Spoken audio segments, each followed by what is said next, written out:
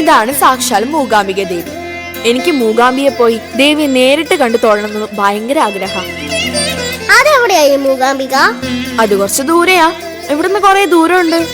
എന്തായാലും എനിക്കൊരു ദിവസം മൂകാംബിയെ പോയി ദേവിയെ നേരിട്ട് കണ്ടു തൊഴണം. അതെന്റെ ഏറ്റവും വലിയ ആഗ്രഹം. അതാണ് നിന്റെ ഏറ്റവും വലിയ ആഗ്രഹമെങ്കിൽ പിന്നെ അങ്ങ് പൊക്കൂടെ?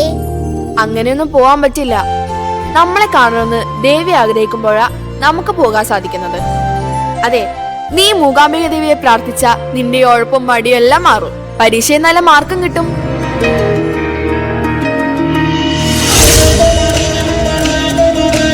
എനിക്ക് പഠിക്കൊന്നും വേണ്ട, പിന്നെന്തിനാ ഞാൻ ദേവിയെ പ്രാർത്ഥിക്കുന്നേ?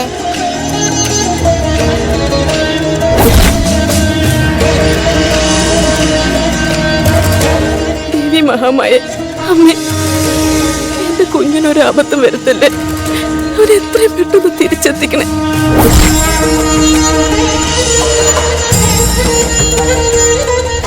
നീ എന്താ രാത്രി ഇവിടെ ഒന്ന് ഇരുന്ന് പഠിക്കുന്നത്?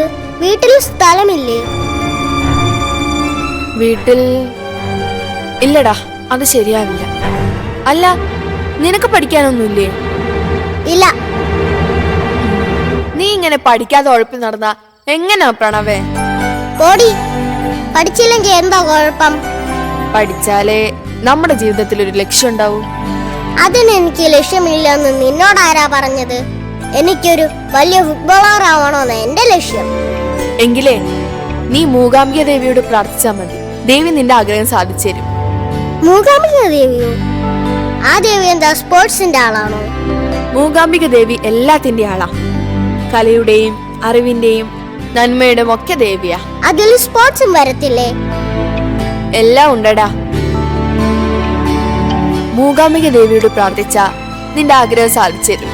അങ്ങനെയാണെങ്കിൽ നാളെ ഞായറാഴ്ചയല്ലേ, നമുക്ക് മൂകാംബികയിൽ പോയി തൊഴുതിട്ട് വന്നാലോ? അതിന് മൂകാംബിക എവിടെയാണെന്ന നിന്റെ വിചാരം? ഇവിടുന്ന് ഒരുപാട് ദൂരെയാടാ.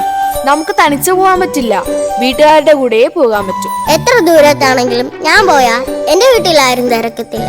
എന്നാര് പറഞ്ഞു? നീ ചുമ്മാ ബോധമില്ലാതൊന്നും ചെയ്യലേ ചെറുക്ക. അതെ, ഞാൻ പഠിച്ച് എനിക്കൊരു ജോലി കിട്ടിയിട്ട് നിന്നെ ഞാൻ കൊണ്ടുപോവാം. അതിന് നിനക്ക് ജോലി കിട്ടുന്നതിന് മുമ്പ് നിന്റെ വീട്ടുകാർ നിന്നെ കല്യാണം കഴിച്ചു വിടത്തില്ലേ? അപ്പൊ ഞാൻ എങ്ങനെ മൂകാംബികയിൽ പോവും? ഈ ചെറുക്കന്റെ ഒരു കാര്യം. അതെ, നീ തൽക്കാലം എങ്ങോട്ടും പോണ്ട. നിന്റെ ആഗ്രഹം നടക്കാൻ ദേവിയോട് പ്രാർത്ഥിക്ക്. എന്റെ ദേവി, എന്നെ ഫുട്ബോളിൽ അറിയപ്പെടുന്ന ഒരു സ്റ്റാർ ആക്കി മാറ്റി തരണേ. എനിക്ക് എന്റെ വീട്ടുകാരുടെ മുമ്പിൽ ഒരു വിലയുമില്ല.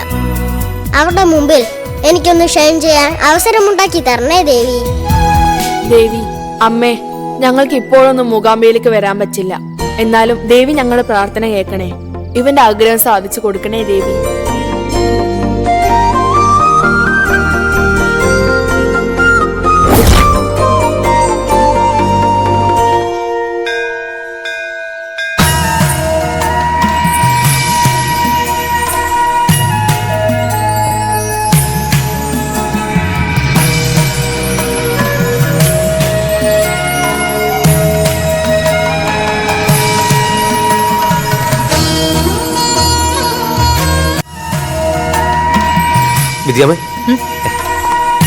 എന്താ കിഷൻ, ദേവിയോട് സങ്കടം പറഞ്ഞിട്ട് വരുന്ന വഴിയാണോ?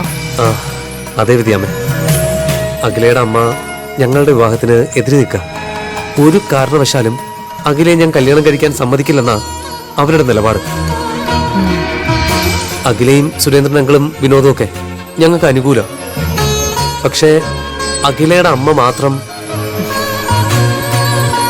സുരേന്ദ്രൻ കാര്യങ്ങളൊക്കെ വിശദമായി തന്നെ എന്നോട് സംസാരിച്ചു.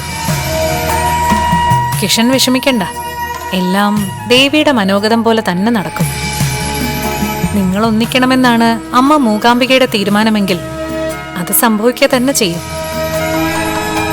സുരേന്ദ്രൻ വാടക വീട് അന്വേഷിച്ചുകൊണ്ടിരിക്കുകയാണെന്നാണ് പറഞ്ഞത്. പാവം അങ്കിൾ, ഇന്ദുമതി ആന്റി ഞങ്ങളെ വല്ലാണ്ട് ബുദ്ധിമുട്ടിക്കുന്നുണ്ടെന്ന് അങ്കിളിന് മനസ്സിലായി. അതുകൊണ്ടാവും വേറെ താമസിക്കാമെന്ന് വിചാരിക്കുന്നത്. പക്ഷേ സുരേന്ദ്രൻ അങ്കിൾ വേറെ വീടെടുത്താലും ഇന്ദുമതി ആന്റി അതിന് തയ്യാറാവുമെന്ന് എനിക്ക് ഉറപ്പില്ല. ദേവുട്ടീച്ചയുടെ അടുത്തേക്ക് പോണോന്ന് പറഞ്ഞ് വാശി പിടിച്ചിരിക്കുക അവര്. അഖിലയും കൊണ്ട് അവര് ദേവുട്ടീച്ചയുടെ അടുത്തേക്ക് പോയാ പിന്നെ ഒരിക്കലും ഈ കല്യാണം നടക്കുമെന്ന് എനിക്ക് തോന്നുന്നില്ല.